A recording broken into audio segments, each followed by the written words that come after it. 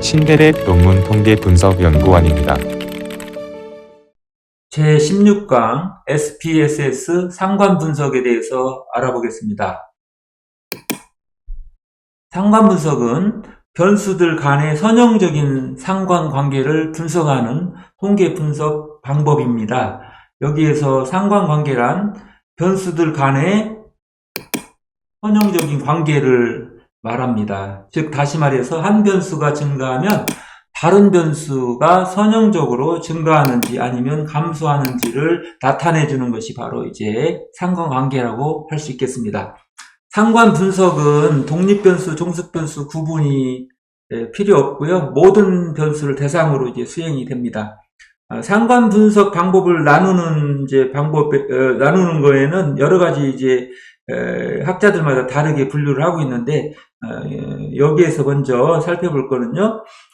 모수 통계 방법으로 피어슨 그리고 비모수로 이제 스피어먼과 켄달이 있어요. 그런데 연속형 변수 간의 상관관계 분석하는 것이 피어슨 상관 분석이라고 이제 보시면 되겠고요. 모수 통계 기법으로 많이 사용됩니다. 그리고 서열척도로 측정된 범주형 변수 간의 상관관계를 분석하는 비모수 통계 방법으로 스피어만 순위 상관 분석과 켄달 순위 상관 분석이 있다. 이렇게 분류를 할 수 있다는 것을 이해할 수 있었으면 좋겠습니다. 그리고 또 다른 이제 분류 방법으로 우리 또 상관 분석을 보면 두 변수 간의 관계를 분석하는 것을 우리는 단순 상관 분석이다. 이렇게 얘기를 하고요. 여러 변수들 간의 상관관계를 분석하는 것을 우리는 다중 상관 분석이다. 이렇게 얘기를 하고 있습니다. 그리고 제3의 제어 변수를 통제하면서 두 변수 간의 상관관계를 분석하는 방법인 현상관 분석이 있을 수가 있겠습니다. 특히 이제 피어슨 상관 분석에서 산출되는 것이 피어슨 상관 개수인데요. 이 피어슨 상관 개수는 이제 기본적으로 모수 통계 기법을 적용하는 거기 때문에 데이터의 정규성이 확보되어야 한다. 그리고 이상치에도 민감해서 이상치가 너무 많으면 또 분석하기가 어려울 수도 있습니다. 이런 경우에는 이제 비모수 통계 방법인 스피어만이나 켄달을 사용하는 것이 좋을 수도 있겠습니다. 상관관계에 혹시 이제 제어 변수의 고려가 필요하다면 우리는 또 편상관 분석이라는 것을 활용하는 것이 필요합니다. 그리고 결측치가 있거나 또 분석 데이터에 0이 많이 있으면요. 우리가 바로 사용하기가 어려워요. 상관 분석에. 따라서 결측치가 있는 경우에는 특히 보정 작업이 필요하다. 이렇게 아시면 되겠습니다. 보정 작업은 결측치는 보통은 평균 대체법을 많이 사용하고 있으니까요. 이 방법에 대해서는 다른 유튜브나 책을 통해서 이해를 하셨으면 좋겠습니다. 사용 목적과 적용 상황인데 물론 이제 사용 목적은 두 변수 간의 상관을 파악하기 위해서 하는 거죠. 근데 적용 상황을 보면 연속형 변수들 간의 이제 상관을 분석하고자 한다면 모수 통계 방법인 피어슨 상관 분석을 하면 되고요. 서열척도로 된 범주형 변수 간의 상관관계를 분석하고 싶다 그러면 우리는 비모수 통계 방법인 스피어만과 켄달 순위 상관 분석을 이제 사용하면 되겠습니다. 그런 관계를 지금 그림과 표로 이렇게 나타내고 있는데요. 다시 한번 정리하면 상관 분석 대상 변수들이 범주형이냐 연속형이냐에 따라서 구분이 되는데요. 범주형이면 특히 서열척도로 되어 있으면 우리가 스피어만이나 켄달 순위 상관 분석을 하고요. 또 대상 변수가 연속형이다. 그러면 연속형으로 되어 있으면 제어 변수가 있으면은 편상관 분석을 하고 없으면은 피어슨 상관 분석을 수행을 하면 되겠습니다. 이 부분을 이제 표로 요약한 것이 오른쪽에 있는데 동일한 내용이니까 여러분들이 한번 읽어보시면 좋겠습니다. 공분상과 상관계수의 차이라고 이렇게 되어 있는데 우리가 통계학, 특히 기초통계를 공부하면서 아니면 고급 통계를 공부하면서도 이 공분상 개념이 많이 나옵니다. 그리고 상관계수의 개념은 다른 모든 어떤 통계 방법들의 기초이기 때문에 꼭 이해를 하는 것이 필요하다 이렇게 생각이 됩니다. 공분사는 코베리언스 이렇게 얘기를 하고요. 이 공분사는 두 개의 변수가 어떤 방향으로 움직이는지만 알려주는 통계량이에요. 그래서 방향성을 알려주는 통계량이고요. 이와는 달리 이제 상관계수라는 게 코릴레이션 코이피션트인데 이는 두 변수들 간의 방향뿐만 아니라 크기까지, 이게 강도가 크기거든요. 그 강도까지 이제 알려주는 그런 것이 바로 상관계수다. 이렇게 차이점을 이해를 하시면 좋겠고요. 개념적인 차이는 공분사는 두 개 변수의 편차 곱의 합에 대한 평균이고요. 상관계수는 두 변수 간의 공분사는 두 변수의 표준 편차 곱으로 나눈 값을 우리가 공분산에서 표준화시킨 상관계수다 이렇게 얘기를 하고 있습니다. 그림에서 표현되고 있는 것처럼 공분산을 표준화시키면 바로 이제 상관계수가 이렇게 될 수가 있겠습니다. 계산 공식을 이제 여기 나타내고 있어요. 공분산과 상관계수 그리고 기호 표시입니다. 공분산 이렇게 표시를 해주고 상관계수 이렇게 R로 표시를 해줍니다. 그래서 여기 편차 곱의 합이죠. 합을 n-1 이 표분수로 n-1을 해서 나눈 거죠. 나누면 이제 우리가 공분산이 이렇게 계산이 되고요. 상관계수 R은 여기 편차 곱의 합이 되겠죠. 편차 곱의 합을 나누기를 어떻게 나눴냐면 요 부분은 바로 뭐냐면 x의 표준 편차가 되는 거예요. 요 부분은. 그리고 요 사이에 지금 하나가 빠졌는데요. 요 시그마 i부터 n까지 하나가 더 있어야 돼요. 그래서 요거는 뭐냐면 요거는 y의 표준 편차가 되는 거거든요. 그래서 이 편차의 제곱 x와 y, 즉 x의 편차 제곱, y의 편차 제곱을 이렇게 계산하는 건데 먼저는 x의 편차 제곱 합을 이렇게 다 구하고요. 이렇게 하고 곱하기 또 y의 편차 제곱의 편차의 제곱의 모든 합을 다 구한 다음에 루트를 세운 거로 이제 나눠주면 즉 이렇게 나눠주면 결국은 이제 우리가 상관계수를 구할 수 있고요. 요 부분을 이렇게 서로 나눠가지고 위에 이쪽 부분은 공분산이고요. 여기는 공분산이니까 요 밑에 부분이 바로 이제 x의 표준 편차고 요 부분이 바로 뭐예요? y의 표준 편차가 되는 거예요. 그래서 이런 식으로 이제 계산을 해낼 수가 있습니다. 실질적으로 우리가 이제 공분산을 계산하는 예시를 먼저 해보겠습니다. 여기에서 공분산을 이제 계산하는 건데요. 사례는 5개로 되어 있어요. 사례는 5개고, 우리가 공부 시간과 수학 성적 변수의 평균을 구한 결과, 3과 55로 나타났어요. 이거의 평균은 3이고, 이거의 평균은 55가 됐어요. 그래서 이거를 가지고 우리가 이제 여기에 보시면은 3, 그 다음에 50-55 이거를 하고 더하기 2-3 그 다음에 40-55 이런 식으로 해서 이렇게 다 계산하시면 되겠고요. 요거를 이제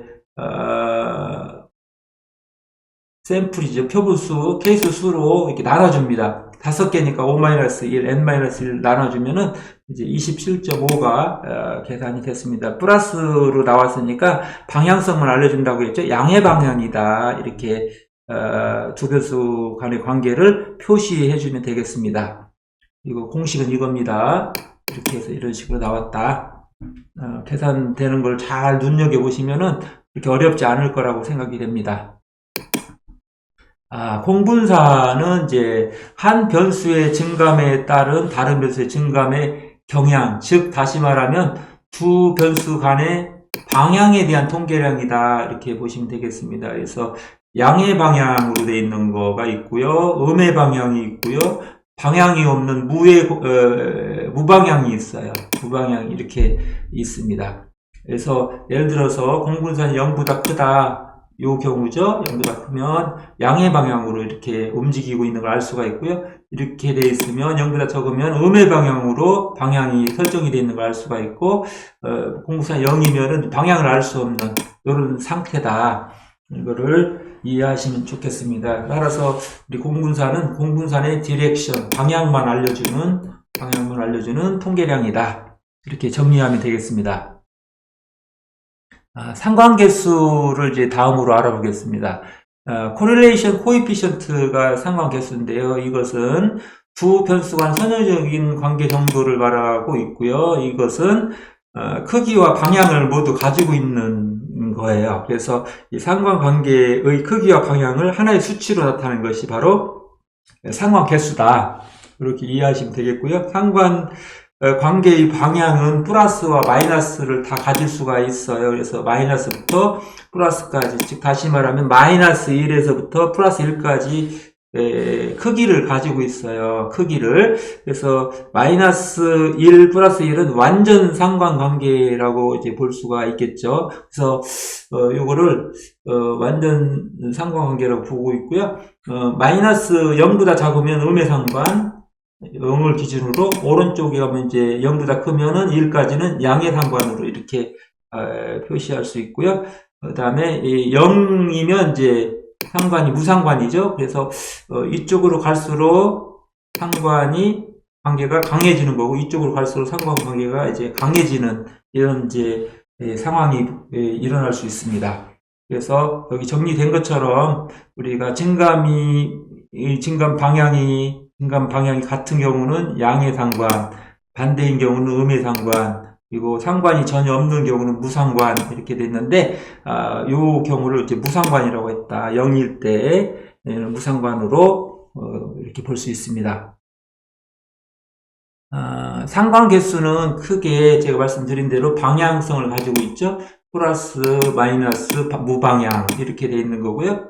크기가 있다고 했어요. 그래서 강도가 있는데, 크기 또는 강도가 있는데, 만약에 이렇게 여기처럼 점이 데이터가 이 선에 다 찍혀 있으면 1이 되는 거예요. 상관계수 크기가. 여기도 마찬가지예요. 선에 다 점이 찍혀 있으면 1이 되는 거예요. 그래서 여기는 마이너스 1이고 여기는 플러스 1이죠. 그죠? 그리고 요 가운데 0을 보면은 막 이렇게 해서 상관이 없게 보이죠. 방향성이 없죠. 그래서 그리고 막 퍼져 있죠. 이런 경우를 우리는 이제 상관이 0이라고 이렇게 표현을 해요. 0이라고 표현하고 좀 이렇게 이 퍼져 있는 정도가 이렇게 갈수록 줄어들어요. 이렇게 줄어드는데, 이렇게 갈수록 줄어들어요. 이쪽으로 갈수록 줄어들어요. 이렇게 줄어들면 이제 상관관계의 크기가 커지고 있다. 그림을 통해서 볼 때 그렇게 이해를 해야 됩니다. 상관계수 유형은 피어슨 상관계수가 있어요. 이걸 R이라고 이렇게 보통 표현하고요. 연속형 변수일 때 선형관계 척도입니다. 그리고 비모스 통계에서 스피어만 상관계수와 켄달 순위 상관계수가 있는데, 이건 로로 표현하기도 하고, 이건 타우로 이제 표현합니다. 그래서 이것은 어떤 거냐면, 순위형 변수 간의 선형적인 관계 척도다. 이렇게 보시면 되겠습니다. 순위형 변수 간의 선형 관계 척도가 바로 이제 스피어만이나 켄달이다. 이렇게 보시면 되겠습니다. 상관계수의 계산을 이제 예시를 통해서 알아보겠습니다. 여기도 마찬가지로 자료는 다 주어졌어요. 공부 시간과 수학 성적 변수 두 변수가 있고요. 평균 값은 각각 3과 55로 나타났어요. 요거의 평균, 공부 시간의 평균은 3, 요거 수학 성적의 평균은 55로 이렇게 나타났고요. 여기에서 제가 아까 말씀드린 대로 이 사이에 시그마가 빠졌어요. y에서 또 n까지. 그래서 이 공분산을 x의 표준 편차와 y의 표준 편차로 이렇게 곱한 거로 나누면은 우리가 상관계수를 이제 계산할 수가 있습니다. 그래서 이 부분은 보시면은 3 마이너스 이 부분 3 마이너스 3 곱하기 50이죠. 50 마이너스 55 이렇게 해서 여기 첫 번째 게 나오고요. 두 번째는 2 마이너스 3 그 다음에 40 마이너스 55 평균을 빼는 거예요. 이런 식으로 이렇게 해서 끝까지 가면은 이제 여러분들이 계산이 다 되겠죠. 그래서 요 마지막 부분까지 이제 다 계산하고 나면 요 부분은 이제 계산이 다 되고요. 그 다음에 이제 여기 루트가 있어요. 루트 안에 보시면은 3-3의 이제 제곱이 돼 있죠. 플러스 또 2-3의 제곱이 돼 있어요. 그래서 각각에 대해서 요 부분과 요 부분을 이렇게 따로따로 이제 계산을 한 거죠. 그 부분하고 요 부분을 따로따로 계산해 가지고 이제 여기에서 이제 곱한 겁니다. 곱해서 계산된 값들이 이제 이렇게 계산이 됐고요. 분자분모가 이렇게 나왔고 이렇게 계산해서 최종적으로는 계산해 보면은 0.9296이 나왔는데 반올림은 0.930이 됩니다. 이게 바로 상관계수다. 이렇게 보시면 되겠습니다. 이 숫자가 어떻게 이렇게 계산되었는지를 잘 보시고 수식을 보시면은 아마 상관계수가 계산되는 과정을 이해할 수 있으리라 생각을 합니다. 상관계수 해석 기준입니다. 상관계수가 0이면 뭐라고 했어요? 상관관계가 없으면 무상관이게 되겠죠? 무상관이고요. 이렇게 해서 쭉 이렇게 이제 커지고 있어요. 마이너스 1에서부터 플러스 1까지 범위를 가지고 있어요. 그래서 이 절대값으로 이렇게 표시해놨고 0.1 플러스 마이너스 0.1보다 적으면 무시할 상관관계 뭐 이런 식으로 0.1에서 0.4까지는 약한 상관관계 0.4에서 0.7까지는 약간 강한 상관관계 0.7에서 0.90까지는 강한 상관관계 뭐 이런 식으로 쭉 되어 있고 0.9에서 2까지는 이제 매우 강한 상관관계라고 이제 표현할 수가 있고요. 1이면 완전 상관관계다 이렇게 표시를 이해를 하시면 되겠습니다. 영어 표현도 한번은 살펴보시기 바라고 출처도 기억을 하셨다가 여러분들이 해석할 때 해석 기준을 제시할 때 출처 레퍼런스로 제시를 하셨으면 더 좋겠다 생각이 됩니다. 상관 분석 결과 해석 시 유의사항을 이제 말씀을 드리면요. 상관 분석은 인과관계 분석이 아니에요. 그래서 인과관계를 해석하면 안 되고요. 왜냐하면 상관계수는 인과관계 방향을 나타내지 않기 때문이에요. 그리고 두 변수가 이제 상관관계를 이렇게 분석했을 때 두 변수가 정기분포가 아닌 경우에는 제대로 해석을 할 수 없다고 생각하시면 되고요. 상관관계는 인과관계라기보다는 상호관계, 즉 한 변수가 다른 변수에 영향을 주고 역으로 다른 변수가 다른 또 한 변수에 영향을 서로 영향을 주고 있는 이런 관계라고 이제 보여지고요. 우리가 상관계수는 크기와 방향을 제시하고 설명하면 좋아요. 그래서 양의 강한 상관관계, 음의 약한 상관관계 등으로 결과를 제시하면 좋겠습니다. 그리고 이제 우리가 두 변수 간의 상관관계를 이제 이렇게 우리가 분석하면서 두 변수 간에 이론적으로는 아무런 연관성이 없을 수 있는데 혹시 상관 분석을 했는데 상관이 있다고 나왔지만 실제로는 이제 이것이 거짓일 수도 있어요. 진실한 상관관계가 아니라 거짓일 수 있어서 혹시 거짓 상관은 아닌지 이거를 검토할 필요가 있다고 하겠습니다. 무조건 이 결과만 가지고 해석하기보다는 이 부분이 이 상관관계가 거짓 상관이 아닐까 이런 부분도 생각을 해봐야 된다는 내용이 되겠습니다. 마지막으로 이제 공분상과 상관계수 차이를 정리하겠습니다.